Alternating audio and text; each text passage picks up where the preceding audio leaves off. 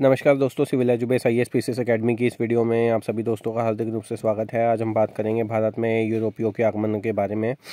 तो Bartholomew Diaz जो है वो 1487 में आशा अंतरीप पहुंचा था। ये पुर्तगाली थे तथा इस जगह को तूफानी अंतरीप नाम दिया था। 17 मई 1498 को पुर्तगाली यात्री वास्को डी गामा जो है वो समुद्री मार्ग केप ऑफ गुड होप के रास्ते भारत में कालीकट बंदरगाह पर पहुँचा। कालीकट के जमोदीन ने वास्को डी गामा का स्वागत किया। वास्को डी गामा द्वारा भारत से ले जाया गया मसाला उसकी पूरी यात्रा खर्च से 60 गुना अधिक दाम पर बिका। यूरोपीय व्यापारी अफ्रीका से सोना, हाथीदांत और गुलाम जैसी चीज़ें ले जाते थे। 1503 में पुर्तगालियों ने अपना पहला दुर्ग जो है वो कोचीन में स्थापित किया था। पुर्तगालियों ने अपना दूसरा दुर्ग जो है वो 1505 में कन्नूर में बनाया। 1509 में गुजरात तथा मिस्र के संयुक्त बेड़े को फ्रांसिस्को डी अल्मेडा ने पराजित किया था। फ्रांसिस्को डी अल्मेडा प्रथम पुर्तगाली वायसराय था। अल्फांसो डी अल्बुकर्क 1503 में स्क्वाड्रन कमांडर के रूप में आया था। 1509 में इसे भारत का वायसराय नियुक्त कर दिया गया था। इसे ही पुर्तगाली शक्ति का वास्तविक संस्थापक भी माना जाता है। अल्बुकर्क 1503 में भारत आया। अल्बुकर्क 1509 में पुर्तगाली गवर्नर नियुक्त हुआ था। अल्फांसो डी अल्बुकर्क को भारत में पुर्तगाली शक्ति का वास्तविक संस्थापक माना जाता है। अल्बुकर्क ने गोवा अधिग्रहण में तिमैया नामक हिंदू से सहायता ली थी। 1510 में अल्बुकर्क ने गोवा को बीजापुर के सुल्तान यूसुफ आदिल शाह से जीता था। गोवा भारत में पुर्तगाल राज्य की राजधानी 1530 में बना। पुर्तगालियों ने दीव और दमन पर क्रमशः 1535 और 1559 में अधिकार किया था। यूरोपीय कंपनियों का भारत आगमन की अगर हम बात करें तो इसमें पुर्तगाली 1498 में, अंग्रेज 1600 में, डच 1602 में, डैनिश 1616 में, फ्रांसीसी 1664 में और स्वीडिश 1731 में आए थे। गोवा जो था वो घोड़े के आयात के लिए प्रसिद्ध था। पुर्तगाली खुद को सागर का स्वामी कहते थे। दक्षिण पूर्व एशिया से पुर्तगालियों को डचों ने बाहर किया था। 1503 में अल्मेडा ने टर्की, गुजरात, मिस्र की संयुक्त सेना को पराजित कर हुगली को बंगाल की खाड़ी में समुद्री लूटपाट के लिए अड्डे के रूप में इस्तेमाल किया था। पुर्तगाली गोवा, दमन और दीव पर 1961 तक शासन करते रहे। भारत में तंबाकू की खेती, जहाज निर्माण और प्रिंटिंग प्रेस की जो शुरुआत है वो पुर्तगालियों ने ही की थी। पुर्तगालियों के पास अंतिम रूप से गोवा, दमन और दीव क्षेत्र ही रह गए थे। बात करते हैं डचों की, तो भारत में व्यापार के लिए सर्वप्रथम जो पूंजी है वो संयुक्त पूंजी डचों ने ही आरंभ की थी, क्योंकि इसमें लघु कंपनियों की रचना स्पष्ट नजर आती है। डचों ने पुर्तगालियों को पराजित करके आधुनिक कोच्चि में 1663 में फोर्ट विलियम का निर्माण कराया था। डच ईस्ट इंडिया कंपनी की स्थापना 1602 में हुई थी। भारतीय उपमहाद्वीप पर डच उपस्थिति जो है वो 1605 से 1825 तक रही। डचों को अंग्रेजों ने 1759 में बेदारा की लड़ाई में बुरी तरह से पराजित किया था। यूरोपियों की अगर प्रथम फैक्ट्री की बात करें तो पुर्तगाली 1502 कोचीन केरल, डच 1605 मसूलीपट्टनम आंध्र प्रदेश, अंग्रेज 1611 मसूलीपट्टनम आंध्र प्रदेश, डेनिश 1620 त्रावणकोर तंजौर, फ्रांसीसी 1668 सूरत गुजरात, करिकाल 1645, चिनसुरा 1641। 1690 तक डचों की जो मुख्य व्यापारिक कोठी थी वो पुलिकट थी। 1690 के बाद डचों ने नागपट्टनम में अपना मुख्यालय बनाया था। बात करें अगर अंग्रेजों की, तो भारत आने वाला जो पहला अंग्रेज था वो अंग्रेज जहाज़ जो था वो रेड ड्रैगन था। ईस्ट इंडिया कंपनी की स्थापना 1600 में हुई थी। 1608 में इंग्लैंड के राजा जेम्स प्रथम के दूत के रूप में कैप्टन हॉकिंस जो है वो सूरत पहुंचा और वहां मुगल सम्राट जहांगीर से मिलने आगरा गया। कैप्टन हॉकिंस जहांगीर के दरबार में 1608 में आया। अंग्रेज़ों ने अपनी पहली फैक्ट्री 1611 में मसूलीपट्टनम में खोली थी। जहांगीर ने सूरत और पश्चिमी तट पर फैक्ट्री खोलने की इजाज़त 1613 में दी थी। अंग्रेज राजदूत सर टॉमस रो 1615 में भारत आया था। बम्बई से पहले अंग्रेज़ों का जो मुख्यालय था वो सूरत था। मसूलीपट्टनम गोलकुंडा राज्य का प्रमुख बंदरगाह था।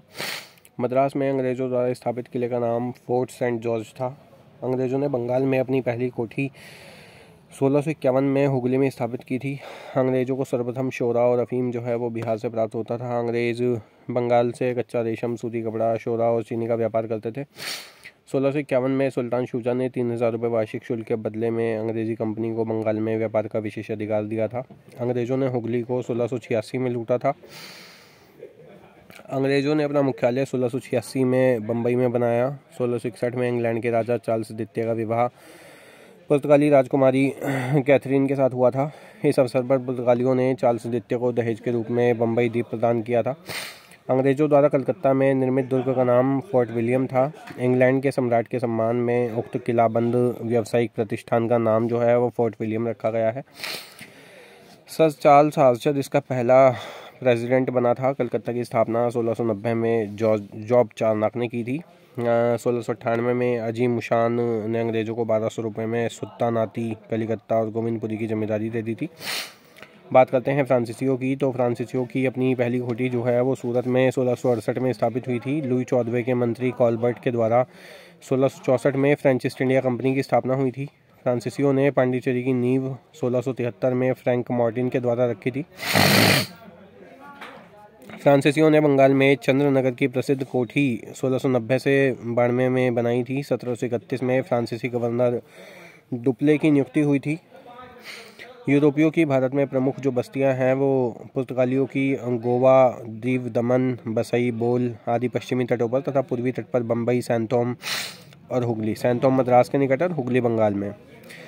डचों की अगर हम बात करें तो मसूलीपट्टम 1605, पुलीगढ़ 1610, सूरत में 1616 में, कासिम बाज़ार, बड़ा नगर, पटना, बालासोर, नागपट्टनम और कोचीन है। अंग्रेज़ों की अगर हम बात करें तो सूरत, आगरा, अहमदाबाद, भरूच, बम्बई, मद्रास, हरिहरपुर, बालासोर, हुगली, पटना और कासिम बाज़ार है।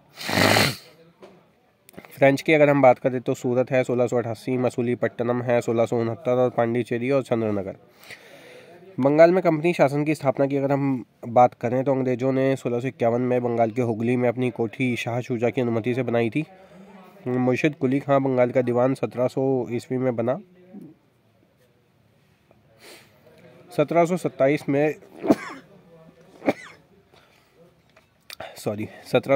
में मुर्शिद कुली खां के निधन के बाद शुजाउद्दीन ने शासन किया। अलीवर्दी खां 1740 में बंगाल का नवाब बना।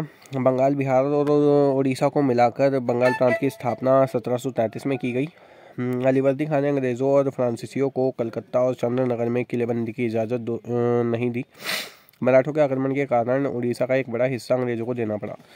भारत में अंग्रेज़ों का सबसे ज़्यादा विरोध जो है वो मराठों के द्वारा ही हुआ था। सिराजुद्दौला 1756 में बंगाल का नवाब बना और किलेबंदी नहीं हटाने के कारण सिराजुद्दौला ने 15 जून 1756 को फोर्ट विलियम पर कब्जा कर लिया। अंग्रेज़ों ने सिराजुद्दौला से हारने के बाद फुल्टा द्वीप में शरण ले ली। बात करते हैं प्लासी के युद्ध की, जो कि 23 जून 1757 को हुआ था। तो प्लासी बंगाल के नादिया जिले में भागीरथी नदी के बाएं तट पर स्थित है और ये युद्ध जो है वो अंग्रेज़ों के सेनापति रॉबर्ट क्लाइव और बंगाल के नवाब सिराजुद्दौला के बीच में हुआ था, जिसमें नवाब अपने सेनापति मीर जाफ़र की धोखाधड़ी के कारण जो है वो हार गए थे। अंग्रेज़ों ने मीर जाफ़र को बंगाल का नवाब बना दिया था। प्लासी युद्ध के समय आलमगीर द्वितीय जो मुग़ल बादशाह था, नवाब की सेना का नेतृत्व 3 राजद्रोही मीर जाफ़र, यार लतीफ़ खान और राय दुर्लभ कर रहे थे। ब्लैक होल घटना में 20 जून 1756 को एक छोटे कमरे में 146 अंग्रेज़ों को बंद कर दिया गया था। 23 को छोड़ दम घुटने से 123 व्यक्ति जो है वो मारे गए थे। सिराजुद्दौला ने कलकत्ता का जो अधिकारी है वो मानिक चंद को बनाया था। बंगाल का सबसे बड़ा बैंकर जगत सेठ था। मानिक चंद ने घूस लेकर कलकत्ता अंग्रेज़ों को सौंप दिया था और अलीनगर की संधि फरवरी 1757 में हुई थी। सभी संधियां आपके लिए इम्पोर्टेंट हैं एग्ज़ाम के पॉइंट ऑफ व्यू से। फ्रांसीसी बस्ती चंद्रनगर को अंग्रेज़ों ने मार्च 1757 में जीता था। प्लासी युद्ध में नवाब की सेना का नेतृत्व विश्वासघाती राय दुर्लभ और मीर जाफ़र कर रहे थे। सिराजुद्दौला के वफादार सेनापति मीर मदान तथा मोहनलाल थे जो प्लासी में लड़े। 1757 में मीर जाफ़र को बंगाल का नवाब बनाया गया। सिराजुद्दौला की हत्या मीर जाफ़र के पुत्र मीरान ने कर दी।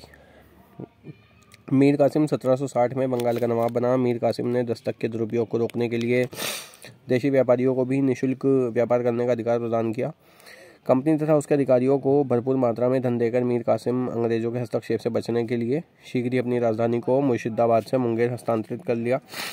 उदय नाला के युद्ध में पराजित होने के बाद मीर कासिम ने पटना हत्याकांड करवाया। बक्सर के युद्ध में अंग्रेजी सेना का नेतृत्व हेक्टर मुनरो कर रहा था।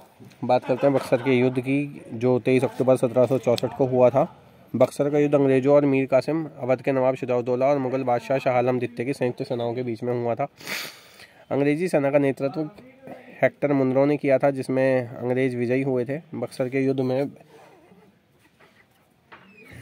बंगाल, बिहार और उड़ीसा पर कंपनी का पूर्ण प्रभुत्व स्थापित कर दिया गया तथा अवध अंग्रेज़ों की दया का पात्र बन गया।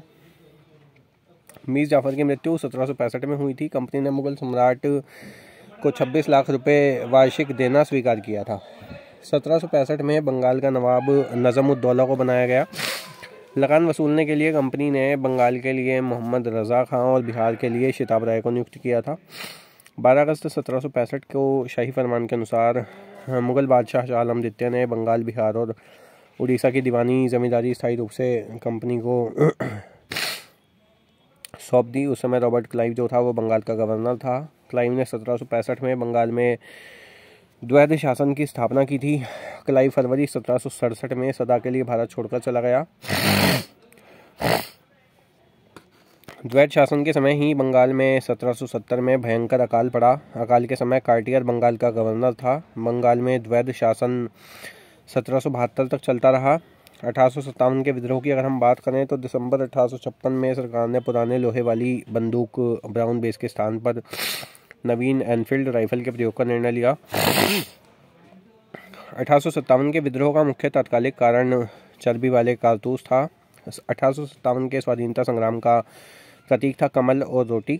29 मार्च 1857 में बहरामपुर की 19वीं नेटिव इन्फेंट्री विघटित इसलिए कर दी गई थी क्योंकि सिपाहियों ने नई इनफील्ड राइफल का प्रयोग करने से इनकार कर दिया था। 29 मार्च 1857 को 34वीं नेटिव इन्फेंट्री बैरकपुर के मंगल पांडे ने अपने सार्जेंट मेजर बाग की हत्या कर दी थी और मेजर सार्जेंट ह्यूसन को गोली मार दी थी। मंगल पांडे को 8 अप्रैल 1857 को फांसी दे दी गई। चर्बीयुक्त कारतूस का प्रयोग न करने के कारण 9 मई 1857 को उड़ी के घुड़सवार रेजिमेंट के 85 सैनिकों को मुअत्तल कर 10 वर्ष की सजा दे दी गई थी। 1857 के महान विद्रोह की शुरुआत 10 मई 1857 को मेरठ से हुई थी। 11 मई 1857 को बहादुर शाह द्वितीय को भारत का बादशाह घोषित किया गया। चपातियों और कमल के फूलों का भिन्न भिन्न स्थानों पर भेजना 1857 का विद्रोह सचेत योजना का परिणाम था। 1857 के विद्रोह के भी कई नाम हैं, जैसे कि सर जॉन लॉरेंस और सीले, इसको सैनिक विद्रोह कहते हैं। वी डी सावरकर एक सुनियोजित राष्ट्रीय स्वतंत्रता संग्राम कहते हैं। जेम्स आउट्रम और डब्ल्यू टेलर अंग्रेजों के विरुद्ध हिंदू और मुसलमानों का षड्यंत्र कहते हैं। और एस एन सेन जो हैं वो स्वतंत्रता संग्राम कहते हैं। टी आर होम्स जो हैं वो बर्बरता और सभ्यता के बीच युद्ध कहते हैं। आर सी मजूमदार न तो राष्ट्रीय और न ही स्वतंत्रता संग्राम कहते हैं।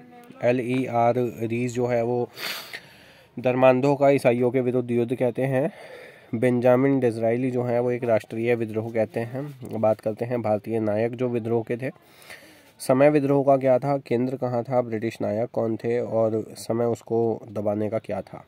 तो जो बहादुर शाह जफर और बख्त खान हैं वो भारतीय नायक थे विद्रोह के, और इसका जो समय था वो 11 और 12 मई 1857 था। इसका केंद्र दिल्ली था।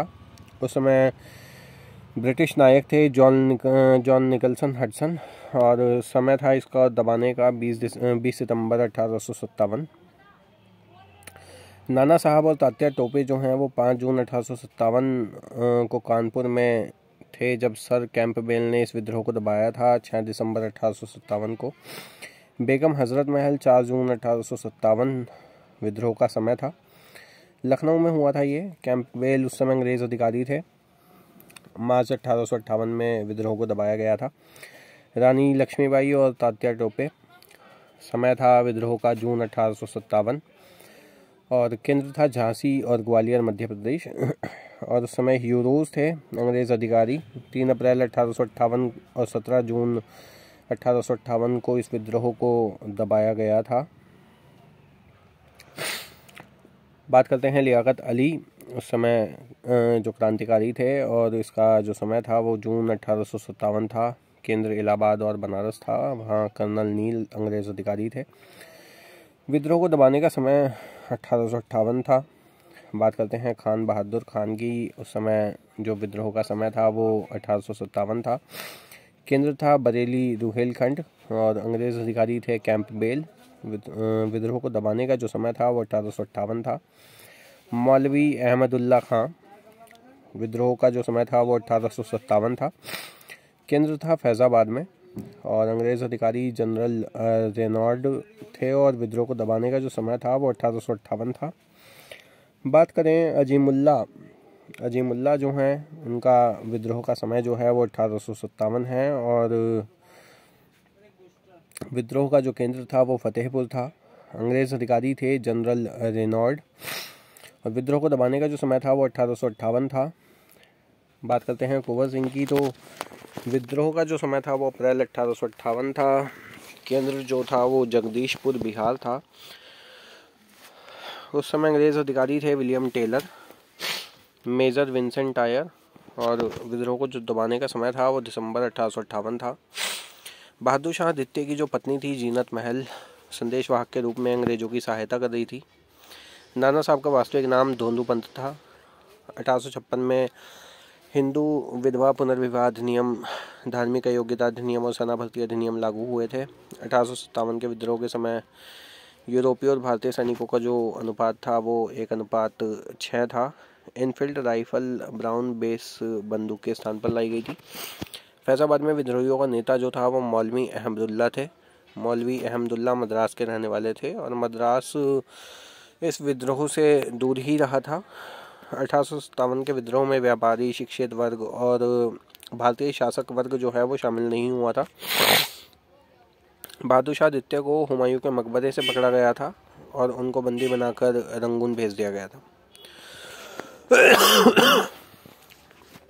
विद्रोह के समय भारत का जो गवर्नर जनरल था वो लॉर्ड कैनिंग थे।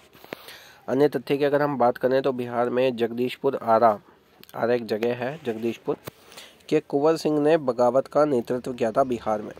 विद्रोह के समय कुंवर सिंह को बिहार का सिंह कहा गया था और पटना के कमिश्नर विलियम टेलर थे। तात्या टोपे और अजीमुल्ला खान नाना साहब के विश्वस्त सेवक थे। तात्या टोपे का वास्तविक नाम रामचंद्र पांडुरंग था और नाना साहब नेपाल भाग गए।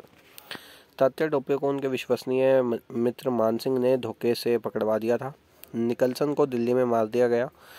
लखनऊ में 1857 के विद्रोह के दौरान अंग्रेज रेजिडेंसी की रक्षा करते हुए sir Henry Lawrence, major general Havelock और जनरल नील की मृत्यु हो गई। रानी लक्ष्मीबाई की मृत्यु पर जनरल ह्यूरोज ने कहा था कि भारतीय क्रांतिकारियों में यहाँ सोई हुई औरत अकेली मर्द है। रानी लक्ष्मीबाई 17 जून 1858 को एक घोड़े पर सवार होकर लड़ते हुए वीरगति को प्राप्त हुई थी। लेफ्टिनेंट हडसन ने जीवन भक्त को छोड़ बहादुर शाह के सभी पुत्रों को गोली मार दी थी। लखनऊ में विद्रोहियों का नेतृत्व बेगम हजरत महल कर रही थी। यहाँ के विद्रोहियों को कॉलिन कैंपबेल ने दबाया था। महारानी लक्ष्मीबाई की जन्मस्थली वाराणसी में है तथा समाधि जो है वो ग्वालियर में है।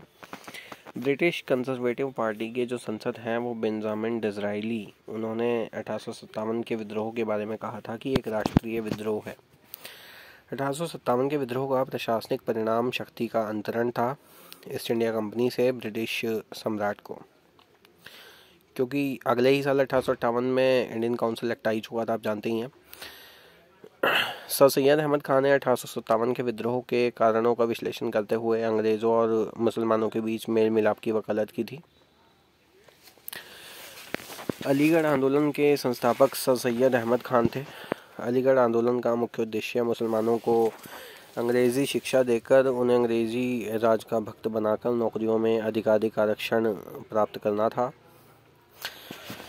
बात अगर की जाए अलीगढ़ आंदोलन की तो मिर्ज़ा गालिब 1857 के विद्रोह को देखे थे। इनका जन्म 1796 के आगरा में और मृत्यु 1869 को दिल्ली में हुई थी।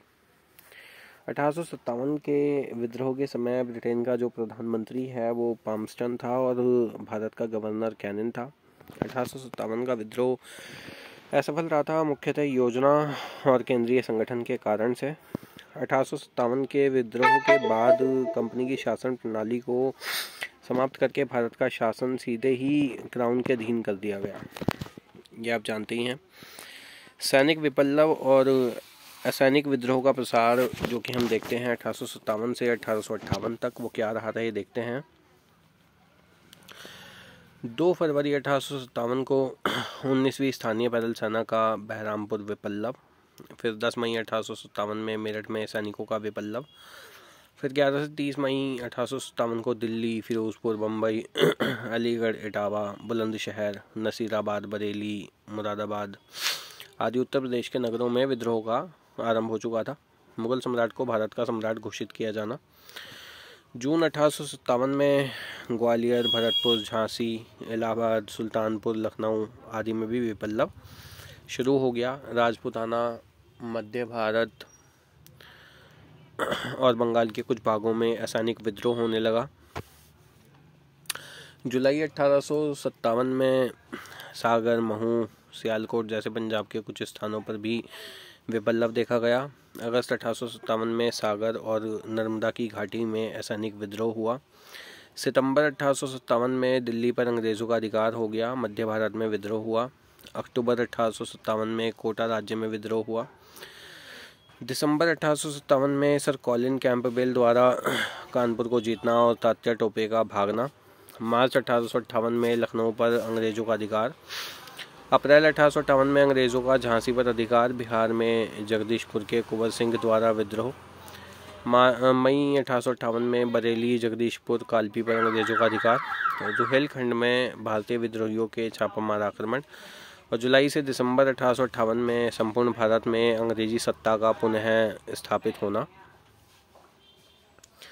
बात करते हैं 1857 के विद्रोह से जो संबंधित पुस्तकें थी और उसके लेखक थे। तो एस.एन. सैन जो थे उन्होंने लिखा है 1857। पी.सी. जोशी ने लिखा है रेबेलियन 1857। H.P. चट्टोपाध्याय ने लिखा है the sepoy mutiny of 1857। A.T. Ambery ने लिखा है 1857 इन इंडिया। आर.सी. मजूमदार ने लिखा है the sipahi mutiny and revolt of 1857। S.P. Chaudhuri ने लिखा है civil rebellion in the Indian mutinies 1857 to 1859 theories of the. Maulana Abul ने लिखा है इंडियन म्यूटिनी 1857। कलाम आज़ाद ने लिखा है 1857। B.D. सावरकर ने लिखा है first war of Indian independence. Ashok Mehta ने लिखा है द ग्रेट रिबेलियन। बात करते हैं नागरिकों और गैर आदिवासी विद्रोह की। तो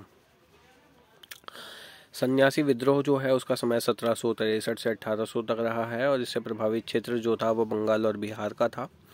इसका नेतृत्व किया था केना सरकार और दिरजी नारायण ने। इसका कारण था तीर्थ यात्रा पर कर लगाना और बंकिम चंद्र चट्टोपाध्याय के उपन्यास आनंद मठ में सन्यासी विद्रोह का जो है उल्लेख है। उसके बाद हुआ फकीर विद्रोह जिसका समय था 1776 से 77 तक। इससे प्रभावित क्षेत्र था बंगाल और इसके जो नेता थे वो मजनू शाह, चिराग अली, भवानी पाठक और देवी चौधरानी थे। इसका जो कारण था वो कार्यावरित सैनिक, विस्थापित किसान और बेदखल जमींदारों को सरकारी अधिकारियों और धनाढ़ लोगों के प्रति आक्रोश। इसके बाद हुआ चुआर विद्रोह जिसका टाइम पीरियड जो था वो 1766 से 1772 तक था। फिर 1795 से 1816 तक रहा। इससे प्रभावित क्षेत्र हैं बंगाल और बिहार के ढालभूम और कैलापाल हैं। इसका नेतृत्व किया अज्ञात जगन्नाथ ढाल ने, गंगा नारायण और दुर्जन सिंह ने। इसके कारण थे अकाल और बढ़ते हुए भूमि कर। फिर बात करते हैं पाइक विद्रोह की। इसका जो समय है वो 1804 से 1817 है और 1817 से 1825 है। इसका जो क्षेत्र है वो उड़ीसा है। नेता थे खुर्दा के राजा, बाद में जगबंधु। कारण रहा है जमींदारों के अधीन लगान मुक्त भूमि के भोगी खुर्दा और सैनिक वर्ग पाइकों द्वारा अंग्रेजों के उड़ीसा पर कब्जा 1803 में और उनके भू राजस्व नीति के खिलाफ में विद्रोह। फिर है कट्टा बोमन का विद्रोह जिसका समय था 1722 से 1799 और इससे प्रभावित क्षेत्र जो था वो तिरुनलवेली तमिलनाडु था। और इसका कारण था वीर पांड्या अंग्रेजों द्वारा पन्नियल कुदीचा के राजा को अधीनता स्वीकार कराने का प्रयास। उसके बाद था विजयनगरम राजा का विद्रोह जिसका समय था 1794। इससे प्रभावित जो जिले थे वो उत्तरी सरकार के जिले थे। इसके नेता जो थे वो विजयनगर के राजा थे और अंग्रेजों द्वारा राजा से सना भंग करने और 3 लाख रुपया भेंट देने की मांग अस्वीकृत करने पर राजा की जागीर जो है वो जब्त कर ली गई थी। फिर हुआ पालीगरों का विद्रोह जो कि 1799 से 1801 तक चला। इसके प्रभावित क्षेत्र जो हैं वो तमिलनाडु, मालाबार और तटीय आंध्र प्रदेश थे। इसके नेता जो थे वो काट्टा वामन थे, नारायण राव थे। इसका कारण जो था वो अंग्रेजी भूमिकर व्यवस्था तथा बकाया न चुकाने पर जमींदारी जब्त करना था। मैसूर का विद्रोह, जिसका समय था 1800 से 1831 और प्रभावित क्षेत्र था मैसूर। इसके नेता थे सरदार भल्ला। इसका कारण था वोडेया शासक ने सहायक संधि से उत्पन्न वित्तीय दबाव को दूर करने के लिए जमींदारों से अधिक राजस्व की मांग की। इसके बाद जो विद्रोह हुआ है उसमें त्रावणकोर के दीवान वेल्लू थम्पी का विद्रोह था, जिसका समय था 1808 से 1809। प्रभावित क्षेत्र था त्रावणकोर और इसके नेता थे वेलू थम्पी। इसका कारण था सहायक संधि द्वारा लगाया सहायक कर देने में आनाकानी, रेजिडेंट का धृष्टतापूर्ण व्यवहार और दीवान को हटाने की मांग की थी। इसके बाद जो अगला विद्रोह हुआ था वो हुआ था सौराष्ट्र के सरदारों का विद्रोह, जो कि समय था 1816 से करीब 1819 का। और इससे प्रभावित जो क्षेत्र हुए थे वो गुजरात का कच्छ और काठियावाड़ रहा था।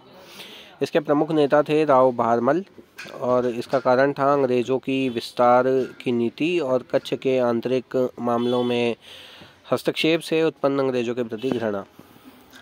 इसके बाद जो अगला विद्रोह हुआ वो हुआ रामोसी विद्रोह। इसका जो समय था वो 1822 से 1829 इसका समय रहा। प्रभावित क्षेत्र है पूना और पश्चिमी घाट। इसके जो नेता थे वो थे चित्तूर सिंह और उमा जी। इसका कारण था 1818 में अंग्रेज़ों ने पेशवा के क्षेत्रों में अधिकार कर रामोसियों को बेरोजगार कर दिया था।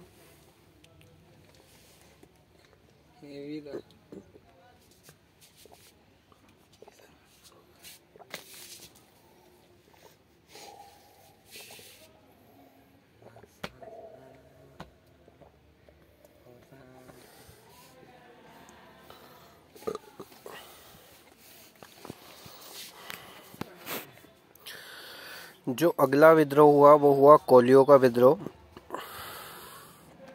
इसका जो समय है वो 1824 से 1825, 1828, 1839 और 1849 है।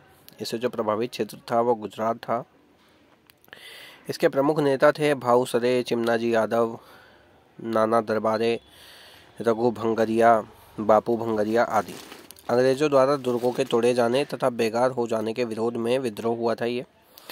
इसके बाद जो अगला विद्रोह हुआ वो कित्तूर का विद्रोह हुआ था, जिसका समय था 1824 से 1829।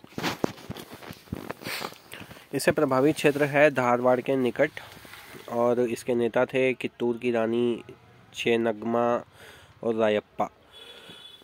इसके कारण थे शिवलिंग रुद्र देसाई की मृत्यु के बाद कोई भी उत्तराधिकारी न होने पर अंग्रेजों ने गोद लिए गए पुत्र को राजा नहीं माना। इसके बाद हुआ सतारा विद्रोह, जो कि 1841 में हुआ था सतारा में। इसके प्रमुख नेता थे धारराव पवार और नरसिंह पाटेकर। इसका कारण था सतारा के राजा प्रताप सिंह को अंग्रेज़ों ने हटा दिया था। इसके बाद था गढ़करी विद्रोह, जो कि 1844 में हुआ था कोल्हापुर में। इसके नेता थे कृष्ण दाजी पंडित और इससे प्रभावित क्षेत्र जो था वो कोल्हापुर राज्य में प्रशासनिक पुनर्गठन से वंशानुगत सैनिक जाति गडकरी की छटनी कर दी गई थी। इसके बाद था सावंतवाड़ी विद्रोह, जो कि 1839 से 1845 में हुआ था सावंतवाड़ी में और इसके नेता थे फोंद सावंत और अन्ना साहिब। इसका कारण था सावंतवाड़ी के राजा खेम सावंत को हटाकर प्रशासन को एक अंग्रेज अधिकारी को सौंपना। उसके बाद था अलीगढ़ के तालुकदारों का विद्रोह, जिसका समय था 1814 से 1817 तक और इसका जो प्रभावित क्षेत्र था वो अलीगढ़ ही था। इसके नेता थे दयाराम और भगवंत सिंह। इसका जो कारण था वो माल गुजारी जो कर है आपका उसको बढ़ाने के विरोध में था ये। उसके बाद जो अगला है वो है जबलपुर के बुंदेलों का विद्रोह, जिसका जो समय है वो 1842 है। इससे जो प्रभावित क्षेत्र है वो जबलपुर, आगरा और दमोह है। इसके जो प्रमुख नेता हैं वो मधुकर शाह और जवाहर सिंह हैं। इसका जो कारण है वो अंग्रेज़ों की भू राजस्व की नीति है। उसके बाद है फैराजी आंदोलन, जिसका समय जो है वो 1838 से 1851 है। इसका जो प्रभावित क्षेत्र है वो पूर्वी बंगाल है और इसके प्रमुख नेता जो हैं वो हाजी शरीयतुल्लाह, दादू मियाँ या मोहम्मद मुशीन हैं। इसका प्रमुख कारण है अधिक राजस्व निर्धारण और बेदखली। इन संप्रदाय के समतावादी सिद्धांत के अनुसार जमीन पर केवल ईश्वर का ही अधिकार है। उसके बाद जो अगला विद्रोह है वो है संबलपुर का विद्रोह, जो कि 1827 से 1840 इसका समय है। प्रभावित क्षेत्र था उड़ीसा। इसके प्रमुख नेता थे सुरेंद्र साई और इसका जो कारण है वो अंग्रेज़ों द्वारा संबलपुर में आंतरिक मामले में हस्तक्षेप है। उसके बाद वहाबी आंदोलन हुआ। वहाबी आंदोलन जो है इसका समय 1820 से 1870 आपका है और इसमें रुहेलखंड में शुरुआत, बाद में उत्तर पश्चिम भारत, बंगाल और बिहार में विस्तार इसका क्षेत्र रहा। इसके जो प्रमुख नेता हैं उनमें रायबरेली के सैयद अहमद विलायत अली, मौलवी नसरुद्दीन इनायत अली, मकसूद अली, मोहम्मद हुसैन। इनका जो कारण है वो इस्लाम धर्म का पुनरुत्थान था, अंग्रेज़ों को बाहर खदेड़ना था, मुसलमान सत्ता की पुनर्स्थापना थी। उसके बाद जो अगला आपका विद्रोह हुआ था वो पागलपंथी विद्रोह हुआ था, जिसका समय था 1825 से 1833। वैसे प्रभावित क्षेत्र जो था वो शेरपुर पूर्वी बंगाल था। इसके प्रमुख नेता जो हैं वो करम शाह और टीपू थे। इसका कारण है धार्मिक, राजनीतिक, जमींदारों के छोटे किसानों पर किए गए अत्याचार। उसके बाद है कूका आंदोलन, जिसका समय जो है वो 1845 से 1872 रहा है। इससे प्रभावित क्षेत्र था पंजाब और प्रमुख नेता हैं आपके भगत जवाहरमल, बालक सिंह, राम सिंह। और इसका जो कारण है वो है सिख धर्म में सुधार, राजनीतिक सिख प्रभुसत्ता की पुनर्स्थापना। उसके बाद है फड़के का विद्रोह, जो कि 1879 में हुआ था। महाराष्ट्र इसका प्रभावित क्षेत्र था। इसके नेता थे वासुदेव बलवंत फड़के। इसका प्रमुख कारण था राष्ट्र की संपत्ति का दोहन और अकाल और पुनः हिंदू राज्य की स्थापना का विचार। दोस्तों, आज की वीडियो में रखते हैं इतना ही, बाकी करते हैं नेक्स्ट वीडियो में। धन्यवाद।